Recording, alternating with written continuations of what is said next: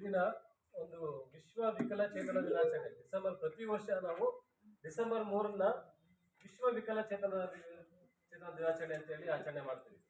So ಅದರ ಪ್ರಯುಕ್ತವಾಗಿ ನಾವು ಇಂದಿನ ಏನು ನಮ್ಮ ಜನನಿ ಸೇವಾ ಫೌಂಡೇಶನ್ ವತಿಯಿಂದ ಒಂದು ಕಾರ್ಯಕ್ರಮವನ್ನ ನಮ್ಮ ವಿಕಲಚೇತನ ಮಕ್ಕಳ ಒಂದು ಜೊತೆಗೆ ನಾವು ಆಚರಣೆ ಮಾಡಬೇಕು ಅಂತ ಹೇಳಿ ಈ ದಿನ ನಾವು ಅವತ್ತು 3ನೇ ತಾರೀಕು ದಿನವೇ ನಾವು ಒಂದು ಆಚರಣೆ ಮಾಡಬೇಕು ಅಂತ ಹೇಳಿ ನಾವು ಅನ್ಕೊಂಡ್ವಿ.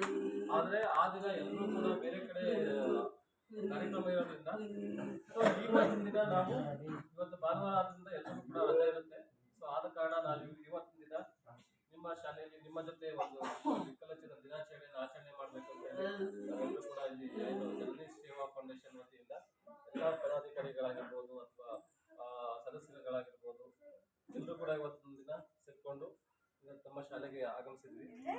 ಸೊ ಎಲ್ಲರೂ ಕೂಡ ನಮ್ಮ ಜನನಿ ಸೇವಾ ಫೌಂಡೇಶನ್ ವತಿಯಿಂದ ತಮ್ಮ ಈ ಶಾಲೆಯ ಮುಖ್ಯೋಪಾಧ್ಯಾಯರಿಗಾಗಿರ್ಬೋದು ಹಾಗೂ ಇಲ್ಲಿ ಇರ್ತಕ್ಕಂಥ ಸಿಬ್ಬಂದಿಗಳು ಶಿಕ್ಷಕರು ಎಲ್ಲರೂ ಕೂಡ ನಮ್ಮ ಜನನಿ ಸೇವಾ ಫೌಂಡೇಶನ್ ಧನ್ಯವಾದಗಳು ಮತ್ತು ಸ್ವಾಗತವನ್ನು ಬಯಸ್ತಾ ಇದ್ದೀವಿ.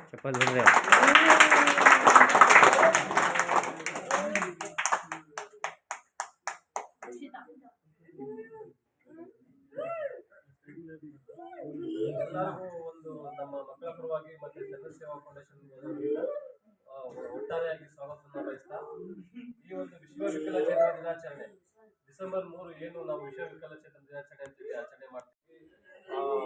ಅವರ ಬೇರೆ ರೀತಿಯಾದಂಥ ಸಂಬೋಧನೆ ಮಾಡೋದಾಗ್ಲಿ ಮಾಡ್ಬೋದು.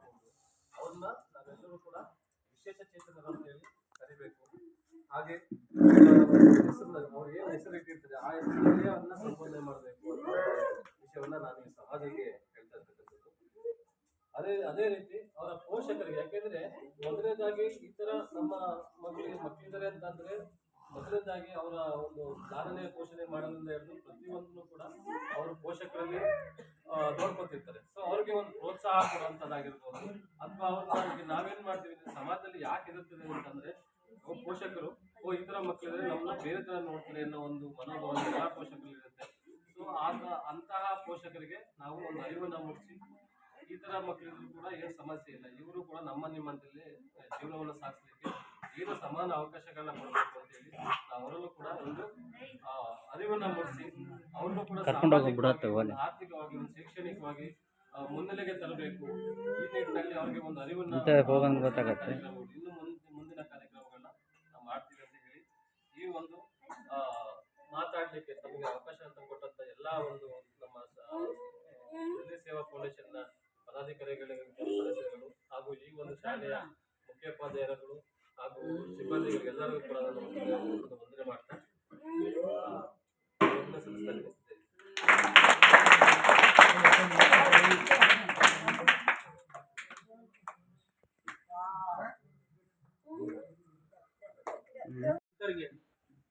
ಈ ಕೆಲವು ಆಟೋಪಚಾರಗಳನ್ನ ಕೊಡಬೇಕು ಅಂತ ಹೇಳಿ ಜನನಿ ಸೇವಾ ಟ್ರಸ್ಟ್ ಫೌಂಡೇಶನ್ ವತಿಯಿಂದ ಎಲ್ಲ ನಮ್ಮ ಸದಸ್ಯರುಗಳು ಒಟ್ಟುಗೂಡಿ ಈ ಒಂದು ಕಾರ್ಯಕ್ರಮನ ಇವತ್ತಿನ ದಿನ ಇಲ್ಲಿ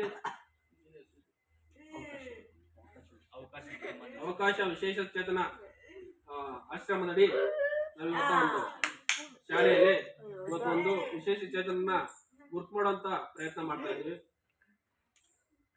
ಮನುಷ್ಯ ಹೀಗೆ ಹುಟ್ಟಬೇಕು ಅಂತ ಯಾರು ಏನು ಅನ್ಕೊಂಡಿರ್ಲಿಲ್ಲ. ಕೆಲವ್ರಿಗೆ ತಾಯಂದ್ರಿಗೆ ಗರ್ಭದಲ್ಲೇ ಅಪೌಷ್ಟಿಕತೆ ಇರೋದ್ರಿಂದ ಕೆಲವು ಮಕ್ಕಳು ಈ ತರ ಹುಡ್ತಾರೆ. ಇನ್ ಕೆಲವರು ಹುಟ್ಟುವಾಗಲೇ ಅಂಗವಿಕಲರಾಗಿ ಹುಡ್ತಾರೆ. ಮನುಷ್ಯನ ಯಾರೇ ಹಿಂಗೆ ಹುಟ್ಟಬೇಕು ಅಂತ ಯಾರು ಏನು ಕೇಳ್ತೀವಿ ಬಂದಿರಲ್ಲ. ಇವೆಲ್ಲ ಆಕಸ್ಮಿಕ. ಹಿಂಗಂತ ಮನುಷ್ಯರಾದ ನಾವೆಲ್ಲ ಬುದ್ಧಿವಂತರು ಬುದ್ಧಿಜೀವಿಗಳು ಏನಿದ್ದೀವಿ ಅಂತವ್ರನ್ನ ಗುರುತಿಸಿ ಅವ್ರನ್ನ ಮೇಲೆತ್ತ ಕಾರ್ಯಕ್ರಮ ಮಾಡಬೇಕು. ಮತ್ತೆ ಅವ್ರನ್ನ ಎಷ್ಟು ಅಚ್ಚುಕಟ್ಟಾಗಿ ನೀಟಾಗಿ ನೋಡ್ಕೋಬೇಕು ಅನ್ನೋದ್ರ ಬಗ್ಗೆ ಈ ಆಶ್ರಮ ತುಂಬಾ ನಮಗೆಲ್ಲ ಒಂದು ಈ ಶಾಲೆ ತುಂಬಾ ನಮಗೆಲ್ಲ ಒಂದು ಮಾರ್ಗದರ್ಶನ ಆಗಿದೆ. ಅದೇ ನಿಟ್ಟಿನಲ್ಲಿ ನಮ್ಮಂತ ಟ್ರಸ್ಟ್ ವತಿಯಿಂದ ಆಗ್ಬೋದು, ಸಂಘ ಸಂಸ್ಥೆಗಳಾಗ್ಬೋದು, ಇಂಥ ಮಕ್ಕಳುಗಳನ್ನ ಗುರುತಿಸಿ ಅವ್ರ ಕೈಲಿ ಏನ್ ಸಹಾಯ ಆಗುತ್ತೆ ಅಂತ ಮಾಡೋದ್ರ ಮುಖಾಂತರ ನಮಗೆ ಒಂದು ಅಭಿವೃದ್ಧಿ ಕಾರ್ಯಕ್ರಮ ಮಾಡಬೇಕು ಅಂತ ಹೇಳಿ ನಾನಾದ್ರೂ ಭಾವಿಸ್ತೀನಿ. ಇಂಥವ್ರನ್ನ ಸರ್ಕಾರ ಗುರುತಿಸಿ ಅವ್ರಿಗೆ ಏನ್ ಸಕಲ ಸವಲತ್ತುಗಳು ಬೇಕು, ಅಭಿವೃದ್ಧಿ ಕಾರ್ಯಗಳಿಗೆ ಏನ್ ಬೇಕು ಅನ್ನೋದ್ರ ಬಗ್ಗೆ ಈಗಾಗಲೇ ಆಲ್ರೆಡಿ ಸರ್ಕಾರ ಕಾಳಜಿ ವಹಿಸಿ ಎಲ್ಲಿ ಯಾವ ಶಾಲೆಗಳಿಗೆ ಕೈ ಬಿಟ್ಟು ಅಂತವಕ್ಕೆ ಇಂಥ ಸಂಘ ಸಂಸ್ಥೆಗಳು ಮಾದರಿ ಆಗ್ಬೇಕು ಅಂತವ್ರನ್ನ ಸರ್ಕಾರ ಗಮನ ಸೆಳೆದು ಅನುದಾನ ಕೊಡಿಸ್ಕೊಡ್ಬೇಕು ಅಂತ ಹೇಳಿ ನಾವು ಈ ಮುಖಾಂತರ ಆಯಿತು. ಕಾರಣಾಂತರಗಳಿಂದ ಕೆಲವರು ಕೆಲಸಗಳ ಒತ್ತಡದಿಂದ ಇವತ್ತಿನ ದಿನ 8ನೇ ತಾರೀಕು 8/12/2024 ಜನನಿ ಸೇವಾ ಫೌಂಡೇಶನ್ ವತಿಯಿಂದ ವಿಶೇಷ ಚೇತನರಿಗೆ ಅವರಿಗೆ ಈ ಆಟೋಪಚಾರಗಳು ಮತ್ತೆ ನಮ್ಮ ಕಾರ್ಯಕ್ರಮ ಸಣ್ಣದಾದರೂ ಕೂಡ ಆ ಮಕ್ಕಳು ಒಂದು ದಿನದ ಕಾರ್ಯಕ್ರಮ ಆಗಿರೋದ್ರಿಂದ ಇವತ್ತು ಅವರು ಲವಲವಿಕೆ ಇರೋದನ್ನ ನೋಡಿ ನಮ್ಗೆ ಬಹಳ ಖುಷಿ ಆಯ್ತು. ಇಂಥ ಕಾರ್ಯಕ್ರಮ ಪ್ರತಿ ಸಂಘ ಸಂಸ್ಥೆಗಳು ಮಾಡಿದ್ರೆ ಇಂಥ ಮಕ್ಕಳುಗಳು ಏನು ನಮಗೆ ಕೊರತೆ ಇಲ್ಲ ಅನ್ನೋದ್ರ ನಿಟ್ಟಿನಲ್ಲಿ ಅವು ಆಲೋಚನೆ ಮಾಡಿ ಅವು ನಾನು ಒಬ್ಬ ಪ್ರಜೆ ಅನ್ನೋದ್ರ ಮುಖಾಂತರ ಸಂತೋಷದಿಂದ ಬದುಕ್ತಾರೆ ಅನ್ನೋದು ನನ್ನ ಆಸೆ. ಅದೇ ರೀತಿ ನಮ್ಮ ಸಂಘದ ಪದಾಧಿಕಾರಿಗಳೆಲ್ಲ ಈ ತರ ನಿರ್ಧಾರ ತಗೊಂಡು ಬಂದು ಈ ತರ ಕಾರ್ಯಕ್ರಮ ನಡೆಸ್ಕೊಡ್ತಾ ಇರೋದಕ್ಕೆ ತುಂಬಾ ಸಂತೋಷ ತಂದಿದೆ. ಮುಂದಿನ ದಿನಗಳಲ್ಲಿ ಇನ್ನೂ ಹೆಚ್ಚಿನ ರೀತಿಯಲ್ಲಿ ಈ ತರ ಶಾಲೆಗಳಿಗೆ ಪ್ರೋತ್ಸಾಹ ಮಾಡೋದನ್ನ ಆ ದೇವರು ಕರುಣಿಸ್ಲಿ ಅಂತ ಹೇಳಿ ನನ್ನ 2 ಮಾತನ್ನ ಮುಗಿಸ್ತೀನಿ.